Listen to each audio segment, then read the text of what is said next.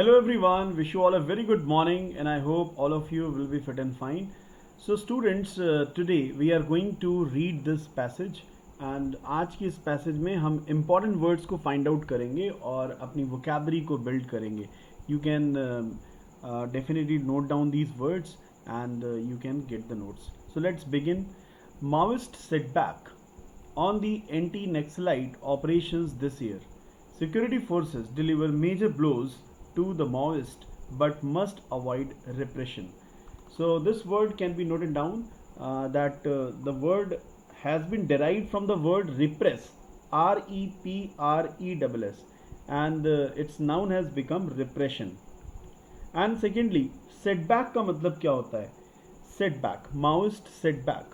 And on the anti Naxalite, जहाँ पे anti word लग जाता है इसका मतलब उसका ऑपोजिट हो जाता है. जहाँ जहाँ एंटी लगता है that is the opposite of that. And security forces deliver major blows to the Maoist but must avoid repression. तो देखिए, रिप्रेस वर्ड का मतलब है किसी चीज़ को रिप्रेस कर देना. आपने ऑप्रेस वर्ड तो सुना ही होगा, OPPRESS, that is called oppress. And oppress के साथ साथ ये जो वर्ड है इसका मीनिंग है रिप्रेस. ठीक है, तो ऑप्रेस का मतलब होता है किसी को सताना, राइट. एंड रिप्रेस मतलब किसी को अधिकार मिलाना, किसी को अपने प्रेशर में ले आना, उसको एकदम कुचल देना, दबा देना.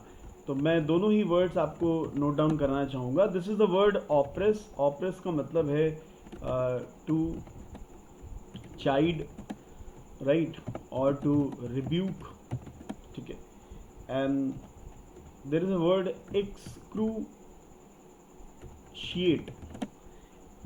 एक्सक्रूशिएट का मतलब भी होता है किसी को यातना देना, राइट. एंड ऑपरेस में OPP वर्ड आ रहा है. ऑपोजिट चीज़ें जब आपकी होती हैं तो आपको ऑपरेशन जैसा ही लगता है कि someone is trying to oppress you. And repress, repress is a verb and repression word is a noun here. repress से ही बना है repression. to compel someone, किसी को compel करना, किसी को दबाना, right. and repress में repress word आ रहा है, किसी चीज़ को बार बार हाईलाइट करना, बार बार प्रेस करना. so that is the word repress. और दोनों में सिमिलैरिटी है. repress, ऑप्रेस आसानी से लिंक होकर के आपको याद हो सकते हैं. एंड जो मैंने वर्ड बोला सेटबैक, ये डिस्कशन में बहुत ज़्यादा रहता है. बहुत सारे लोगों की लाइफ में सेटबैक्स होते हैं. कभी कभी आपने डिस्कशन में सुना भी होगा कि I would like to tell you my setback. तो सेटबैक का मतलब होता है फेलियर, या हम कह सकते हैं कि एक सर्टेन आपकी असफलता या ऑब्स्टिकल्स कह सकते हैं. तो this we can call it failure और obstacle. So when someone tells the story of his setback, that means he is telling what level of circumstances he had. So Maoist setback, Maoist का जो एक setback है, एक जो उनके लिए सबसे बड़ी बाधा है, on the anti-Naxalite operations this year. इस समय, इस साल के जो anti-Naxalite operations हैं उन पर Maoist का क्या setback आया है, Maoist का क्या obstacle आया, उसके बारे में पैसेज है. And security forces deliver major blows to the Maoist. Security forces deliver किए हैं मेजर ब्लोज, माने काफ़ी ज़्यादा ब्लो. ब्लो का मतलब है यहाँ पे मूवमेंट, यहाँ पे अचानक से उनका हटना, right. Delivering a major blow, मतलब डिलीवरिंग अ मेजर ब्लो का मतलब किसी को एक भयानक झटका देना. ठीक है, तो we can use it idiomatically. You can use it giving major blow. This is called giving major blow. Giving major blow means shaking someone with a shock. किसी को हिला देना, ठीक है, उसकी पैरों तले जमी खिसक जाना. बट मस्ट अवॉइड रिप्रेशन, और उनको रिप्रेशन को अवॉइड करना चाहिए. With 159 Maoist cadres having been killed in the anti-Naxalite operations led by security forces in 2024, the year so far has been one of the major setbacks to the long-standing left wing extremist movement in India, with 159 Maoist cadres having been killed. 159 Maoist cadres जो कि मारे गए हैं इन दी anti Naxalite operation.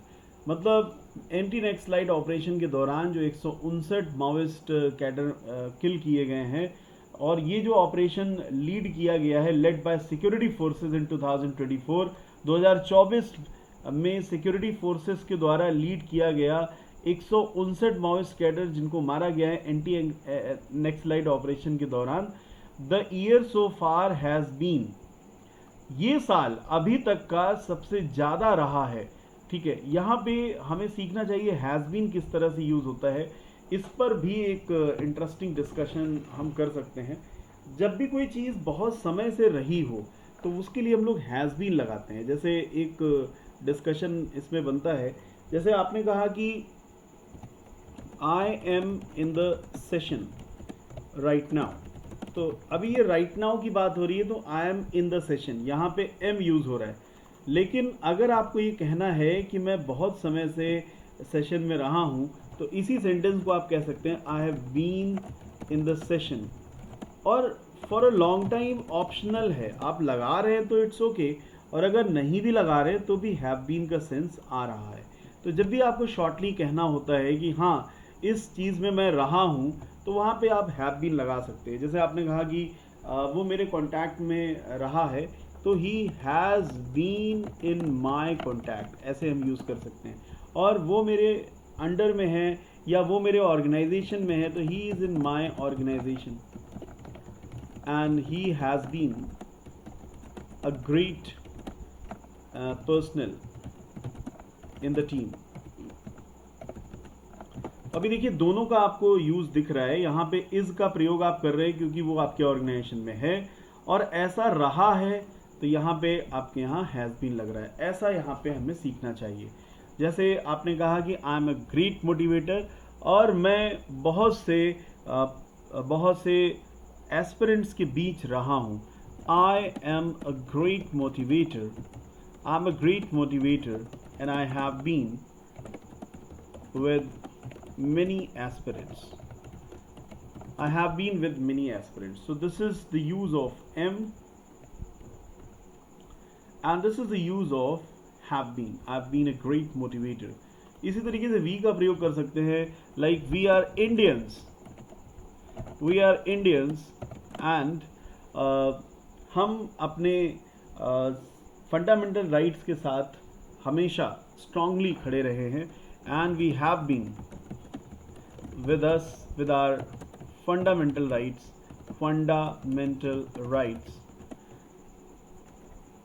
we have been with our fundamental rights very well, right? So I hope ये आपको बहुत ही अच्छे से क्लियर हो गया होगा। और इसी तरीके से इस पैसेज में ये यहाँ पे यूज भी हो रहा है। It has been one of major setbacks to long standing यहाँ पे आ रहा है, काफ़ी समय से रहे लेफ्ट विंग एक्सट्रीमिस्ट। एक्सट्रीम से बना है एक्सट्रीमिस्ट, तो एक्सट्रीम का मतलब है अत्यधिक, और एक्सट्रीमिस्ट का मतलब है जो अति कर दे। ठीक है, left wing extremist movement in India, तो ऐसा यहाँ पे कहा जा रहा है। After suffering major casualties in ambushes in April 2021 and April 2023, paramilitary and police forces are coordinating better and forming up a no holds barred approach towards the militants. ठीक है, no hold barred approach मतलब उनको बख्शा नहीं जाएगा। और यहाँ पे जो वर्ड आ रहा है एम्बुश, ठीक है, this can be noted down AMBUSH। और बुशेस तो आपको पता ही होगा, बुशेस मतलब झाड़ियाँ, और एम्बुश का मतलब होता है किसी चीज़ पे घात लगाना। ठीक है, किसी चीज़ पे घात लगा के आक्रमण कर देना, उस चीज़ को पहले इंतज़ार करके उसकी रेकी करना और उस पर आक्रमण कर देना, दैट इज़ कॉल्ड एम्बुश। तो एम्बुश एज अ वर्ब भी यूज़ होता है और एज अ नाउन भी यूज़ होता है। और एज अ वर्ब इसका मतलब है to attack after proper analysis. Proper analysis के बाद किसी पे अटैक कर देना, घात लगाकर आक्रमण करना, दिस इज घात लगाकर अटैक करना। Ambush, right. As a noun भी इसका मीनिंग यही हो जाएगा कि घात लगा के आक्रमण। Okay, further we have, this has resulted in the Maoist experiencing blow after blow in what is perhaps their only remaining bastion. तो remaining का मतलब है बचा हुआ, और this word is bastion, bastion, bastion. So bastion word यहाँ पे use हो रहा है as a noun, and bastion का मतलब है गढ़ या छावनी, ठीक है, जहाँ पे सभी सोल्जर्स रहते हैं। दैट प्लेस इज कॉल्ड छावनी। आपने अपने अपने एरियाज में छावनी देखी होगी, जिसको हम लोग दुर्ग भी कह सकते हैं। This is called bastion. Bastion यहाँ पे एज अ नाउन आ रहा है, एंड इसका मतलब है गढ़, मीन्स ग्रुप ऑफ सोल्जर्स, या हम कह सकते हैं group of armed personal at a place. Hindi में कहते हैं छावनी और गढ़। This is an interesting passage. I hope you are getting a lot of help from this passage. And further we have, this has resulted in the Maoist experiencing blow after blow in what is perhaps का मतलब शायद, their only remaining bastion, South Chhattisgarh, even though they retain a presence in other forested districts in Jharkhand, Bihar, Odisha and Maharashtra. तो इस इन lines का meaning आपको clear होगा। Retain माने बना करके रखना, ठीक है। Remaining, the success in taking on the Maoist is also a consequence of the weakening base of support for the insurgents as intelligence is a vital component of the operation. इस पूरे operation का जो सबसे महत्वपूर्ण component है वो है intelligence, सूझबूझ, राइट। और इंसर्जेंसी वर्ड आपने सुना होगा, और उसी से बना है इंसर्जेंट, INSURGENT, इंसर्जेंसी, इंसर्जेंट। तो इंसर्जेंट का मतलब है राजद्रोह, राइट। एक तरह से जो हिंदी का शब्द होता है बागी। नेशन के अगेंस्ट अगर आप जाते हैं तो उसे राजद्रोह कहा जाता है। This is called insurgence, against the nation, right. राजद्रोह, बागी होना। This should not come as any surprise. इस चीज को किसी सरप्राइज के रूप में नहीं आना चाहिए। और यहाँ पे नॉट विद स्टैंडिंग लगा हुआ है, इसका यूज करके आपको वीडियो के कमेंट सेक्शन में कुछ सेंटेंसेस जरूर बताने हैं। Not with standing, right. Not with standing का मतलब है इसके बावजूद। तो काफ़ी ज़्यादा हमारे डिस्कशन में रहता है not with standing, in spite of या डिस्पाइट में डिफरेंस क्या होता है। तो ये आपका असाइनमेंट है, इसमें नॉट विद स्टैंडिंग का यूज़ करके आप ज़रूर सेंटेंसेस बनाइएगा। This is not withstanding. So notwithstanding means despite, के बावजूद। So this is notwithstanding. Notwithstanding grievances. Grievances का मतलब है किसी के खिलाफ कुछ दिल में घाव रखना, जिसे हिंदी में कहते हैं गिले शिकवे। So this is called grievances. Grievances में याद करना बहुत आसान है क्योंकि इसमें ग्रीफ वर्ड आ रहा है। ग्रीफ का मतलब ही होता है दुख। So this is the word grievances, griefs. Grievances means grudges, गिले शिकवे, grief. And further we have against the Indian state among tribals in one of the India's most forested and underdeveloped regions. There were always going to be fewer takers for the idea of a protracted. ये word बड़ा important है, अभी ये हाल ही में exam में भी आया है। प्रोट्रैक्ट वर्ड से बना है प्रोट्रैक्टेड। जैसा कि आपको पता है कि वर्ब का थर्ड फॉर्म एडजेक्टिव बन जाता है। So this is derived from the word protract. तो प्रोट्रैक्ट चांदा आपने प्रयोग किया ही होगा अपने मैथमेटिक्स की क्लासेस में, तो उसे भी कहते हैं प्रोट्रैक्टर। और बाकी प्रोट्रैक्ट का मतलब होता है किसी चीज में देरी करना, right. Protract means to delay in something. This is coming as a verb. Delay in something, protract, स्थगित करना. एंड प्रोट्रैक्टर जो वर्ड है उसका मतलब है चांदा. Protractor. And further we have war as espoused by the Maoist.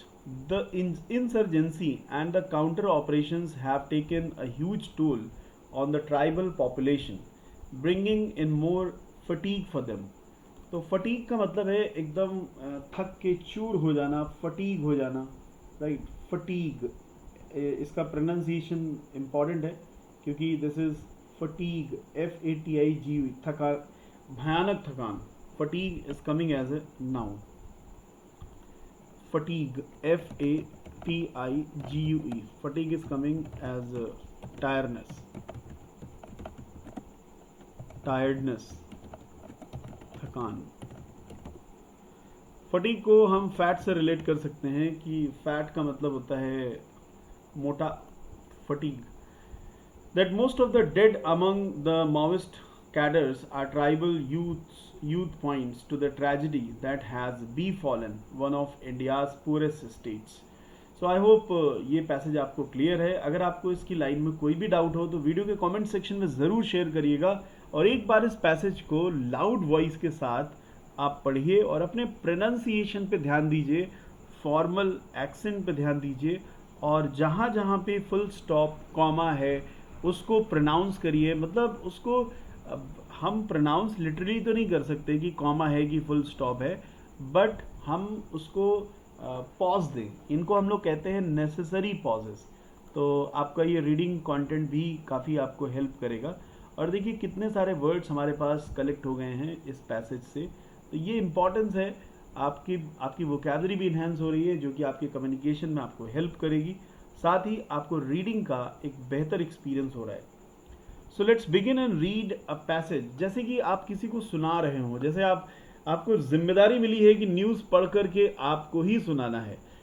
Maoist setback on the anti-Naxalite operations this year. Security forces deliver major blows to the Maoist, but must avoid repression.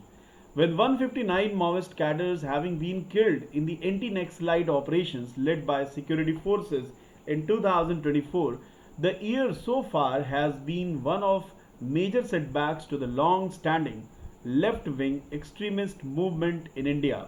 After suffering major casualties in ambushes in April 2021 and April 2023, paramilitary and police forces are coordinating better and forming up a no-holds-barred approach towards the militants. This has resulted in the Maoists experiencing blow after blow in what is perhaps their only remaining bastion, South Chhattisgarh, even though they retain a presence in other forested districts in Jharkhand, Bihar, Odisha and Maharashtra.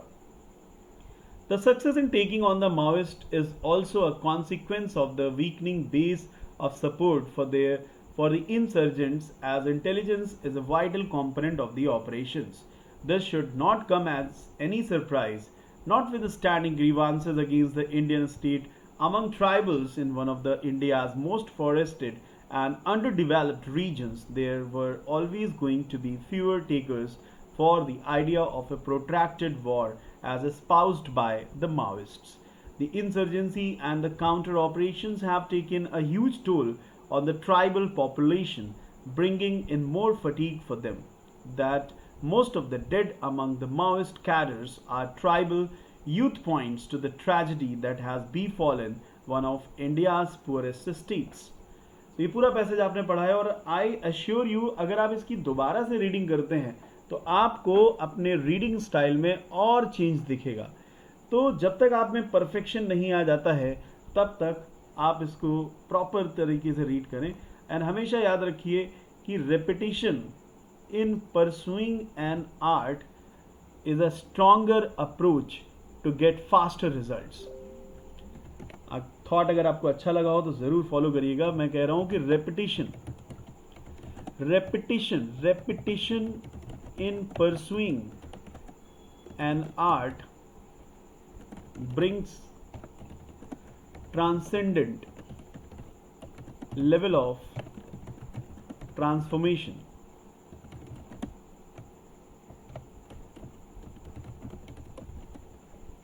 And ensures faster results. तो अगर आप fast results चाहते हैं तो किसी भी चीज़ को repetitively करें. जब आप उस चीज़ को रिपीटेटिवली करेंगे तो आपका एक स्ट्रॉन्ग एक्सपीरियंस बिल्ड होगा और वो स्ट्रॉन्ग एक्सपीरियंस आपको सफलता के बहुत नज़दीक ले जाएगा.